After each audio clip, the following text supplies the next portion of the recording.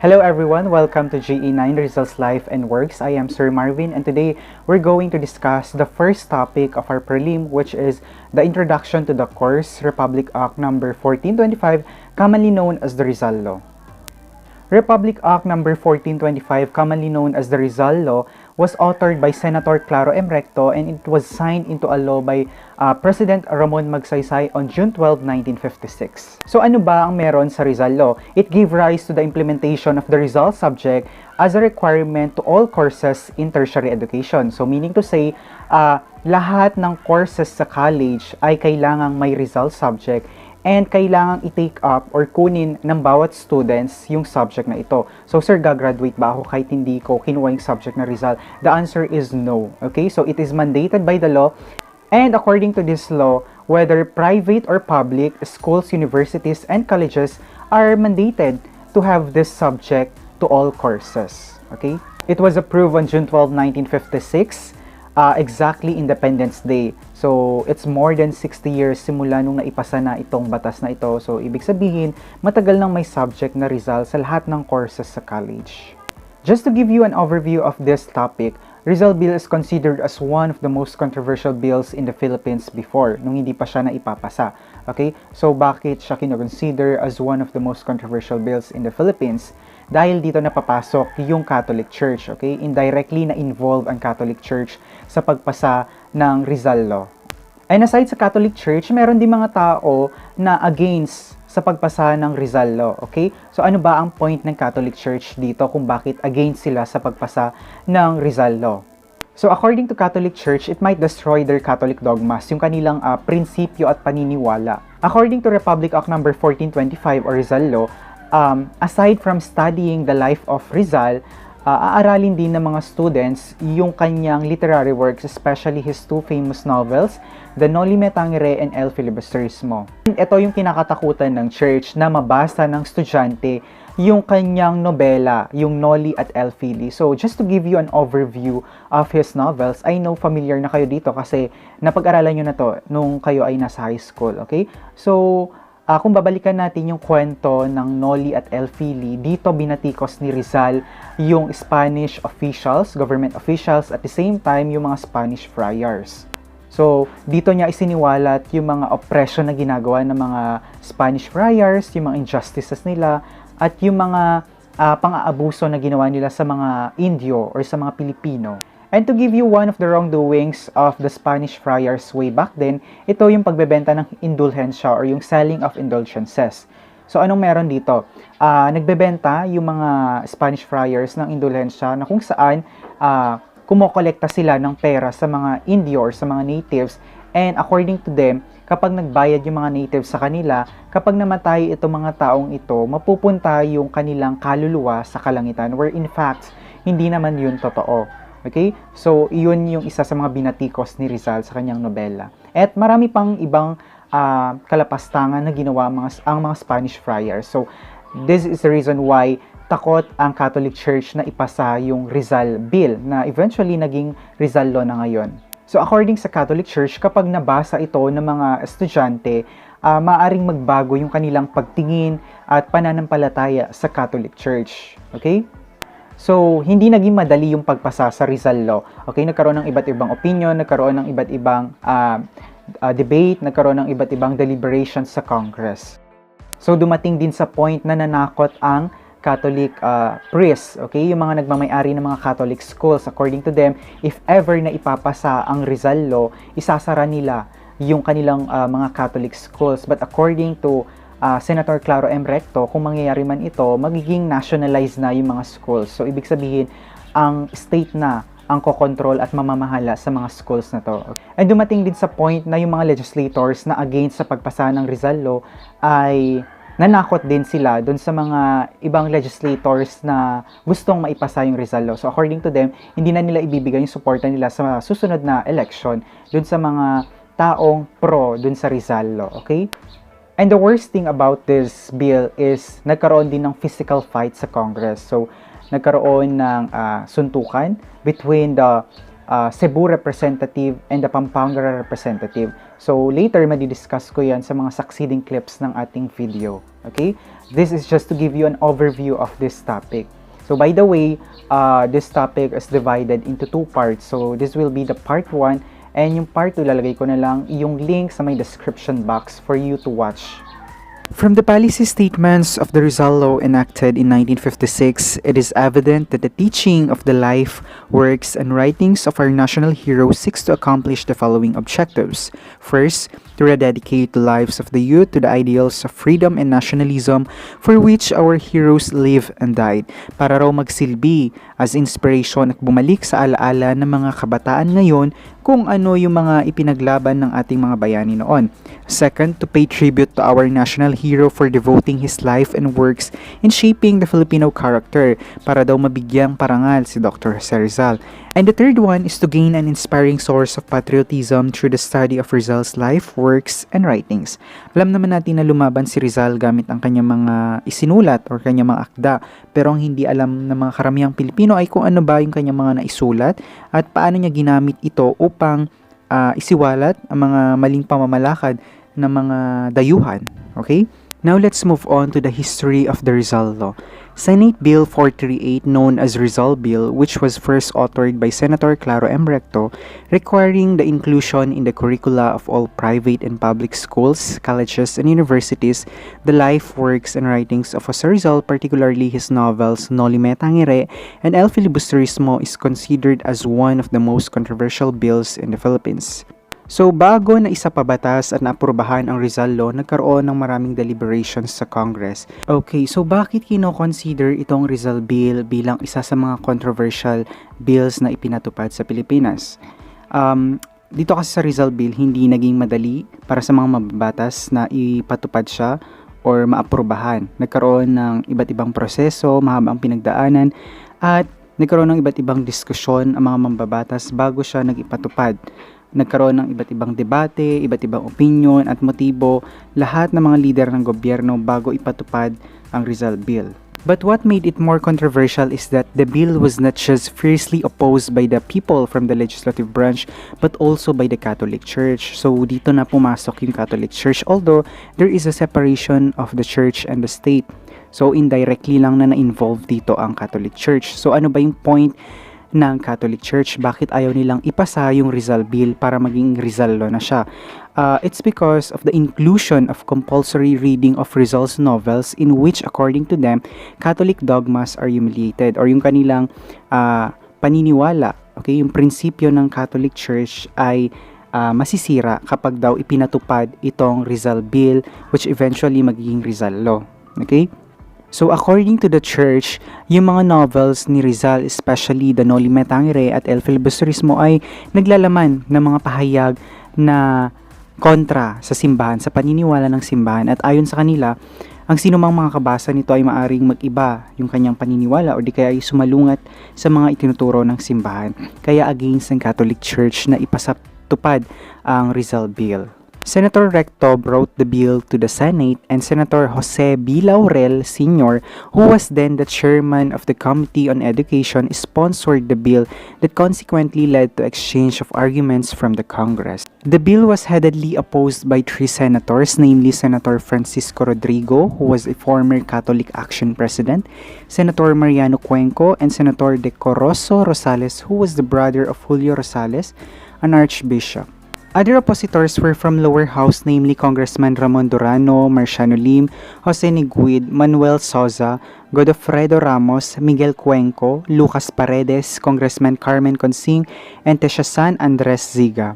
The Catholic Church was indirectly included in the debates and played a major role for the intervention of the signing of the bill into a law. So yung mga taong against sa RIZAL Bill or anti-RIZAL Bill, they argued that the bill would go against freedom of religion. So kung sakaling ipapatupad daw yung RIZAL Bill, magiging RIZAL Law, mawawala na yung kalayaan sa pananampalataya ng bawat tao or mawawala yung freedom of religion. So the Catholic Bishop Conference of the Philippines or CBCP submitted a pastoral letter to which according Rizal violated Canon Law 1399. So ano ba tong Canon Law 1399? it's a law that forbids or bans books that attack or ridicule the Catholic doctrine and practices. So sa madaling salita, itong Canon Law 1399 ay nagbabawal na mag-publish ng mga libro na kung saan naglalaman ng pag-atake sa Catholic principles, doctrine, and practices. So, yun yung naging defense ng Catholic Bishops' Conference of the Philippines dun sa Rizal Bill. And in addition with that, nagkaroon din ng scrutiny or masusing pagsisiyasat dun sa dalawang nobela na naisulat ni Dr. Jose Rizal. Okay, so according to them, 170 passages in Noli Me Tangere and 50 in El Filibusterismo are against Catholic Church. Furthermore, yung mga anti sa Rizal Bill or yung mga taong against sa pagpapatupad ng Rizal Bill, they pointed out that Rizal admitted that he did not only attack the friars who acted deceptively on the Filipinos but also the Catholic faith itself.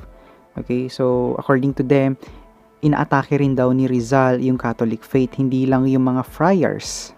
So ang ginawa nitong mga against sa Rizal Bill, they suggested a reading material for students as to what they called Rizalian Anthology. So ano tong Rizalian Anthology? It's a collection of Rizal's literary works that contain the patriotic philosophy excluding the two novels. So hindi kasali yung Noli at El Fili. Okay, just to give you a glimpse of the novel, Noli and El Fili, kung matatandaan natin, itong nobela na ginawa ni Rizal ay against siya sa Spanish government, sa pamamalakad nila, including with the Spanish friars, of course. And dito niya isiniwalat lahat ng mga maling pamamalakad, lahat ng oppression na ginawa ng mga Spanish officials, okay, Spanish friars during those time. Of course, dumepensa si Recto at si Laurel. So they defended the bill and argued that the only objective of the bill is to keep the memory of the national hero alive in every Filipino's mind, to emanate Rizal as he peacefully fought for freedom and not to go against religion. Excitement and intense scenes were eventually arisen in settling the Rizal Bill. So mas tumindi yung debate sa Congress, and ang nakakagulat dito ay yung debate between Cebu Representative Ramon Durano and Pampanga Representative Emilio Cortez, na kung saan nagkaroon sila ng bangayan at nagsuntukan sila sa Kongreso. And another one is Bishop Manuel Yap ng Bacolod City. He threatened to campaign against pro-Rizal Bill legislators, na kung saan sinabi niya they had to punish the legislators in the future elections. And then we also have the Catholic schools representatives na tinakot din nila, okay, yung mga pro-Rizal Bill legislators na i-close down daw nila yung mga school or magsasara daw sila kung ipapasa ang Rizal Bill. But according to Recto, if they did, the state could nationalize the Catholic schools, or meaning to say, ang state na ang mamamahala sa mga Catholic schools, or sila na yung may control, okay? Sila na may hawak sa mga Catholic schools at hindi na yung mga private person. And then when there was a proposal to use the expurgated novels as textbooks and put the original copies under lock and key in the school libraries, Recto rejected this amendment. Nagpropose ito mga anti-Rizal Bill legislators na gamitin na lang daw yung expurgated novels, or meaning to say yung mga edited novels ni Rizal. And then yung mga original copies, itatago na lang sa library. Ni-reject ito ni Recto. Hindi siya pumayag. Due to apparently never-ending debate on the Rizal Bill, approved amendments were formulated through the ideas of 3 senators. Senator Laurel created an amendment to the original bill in which, other than Noli Me Tangere and El Filibusterismo, works written by Rizal and works written by others about Rizal would be included, and reading of the unexpurgated revision of the 2 novels would no longer be compulsory to elementary and secondary levels but would be strictly observed to college level. Next, Senator Lim suggested the exemption to those students who feel that reading Rizal's novels would negatively affect his or her faith. Senator Primicius created an additional amendment that promulgates the rules and regulations in getting an exemption only from reading the 2 novels through written statement or affidavit and not from taking the Rizal course. Okay, so ibig sabihin, magkakaroon ng exemption din sa mga estudyante na basahin yung unexpurgated version ng 2 novels ni Rizal, the Noli and El Fili, but hindi sila exempted dun sa Rizal subject. So kailangan pa rin nilang kunin or pag-aralan yung Rizal subject para makagraduate sila sa college because it is mandated by the law, but pwede silang exempted dun sa pagbasa dun sa dalawang nobela ni Rizal, okay? Through written statement or affidavit. But according to historian Ambet Ocampo, no student has ever availed of this exemption. After the revised amendments, the bill was finally signed into law as Republic Act number 1425 by President Ramon Magsaysay on June 12, 1956. Now let's move on to the provisions of the RIZAL Law. Section 1. Courses on the life, works, and writings of Jose Rizal, particularly his novel Noli Me Tangere and El Filibusterismo, shall be included in the curricula of all schools, colleges, and universities, public or private. Okay, sa Section 1, hindi lang daw about the life of Rizal ang pag-aaralan, but also his works, especially his two novels, The Noli Me Tangere and El Filibusterismo.